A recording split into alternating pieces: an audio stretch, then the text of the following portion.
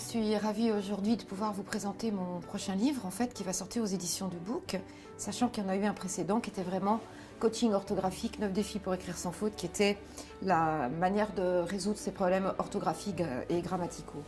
Aujourd'hui, je suis venue pour vous parler du mail. Le mail, c'est vous qui partez au travers de votre boîte mail, c'est vos sentiments, ce que vous avez voulu faire passer dans un email, mais ce n'est pas donné à tout le monde de pouvoir rédiger rapidement. Donc ce que je vous apporte, c'est du concret. C'est-à-dire que vous allez trouver à l'intérieur une méthode simple qui va vous faire comprendre qu'un mail, pour être lu, déjà, il ne doit pas y avoir d'erreur orthographique. Ça, c'est la première chose. La deuxième, qui était très importante, c'est qu'est-ce que je veux dire, qu'est-ce que je vais mettre dans mon objet, comment je vais y mettre de moi, de sentiments, tout en restant professionnel. Donc, j'ai des petites techniques que vous découvrirez. Le QQOQC, c'est qui, c'est quand, c'est où, c'est pourquoi et c'est comment. C'est-à-dire que là, on a le corps du mail.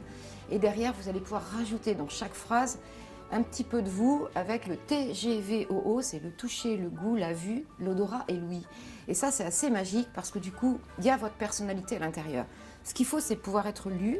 Donc, vous trouverez aussi les normes de signature, etc.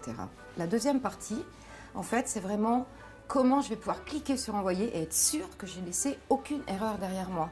Parce que vous savez qu'aujourd'hui, les mails, c'est très compliqué. On risque d'être mis à la corbeille si on est repéré comme un spam, parce que rien que dans l'objet, il y a déjà une erreur orthographique.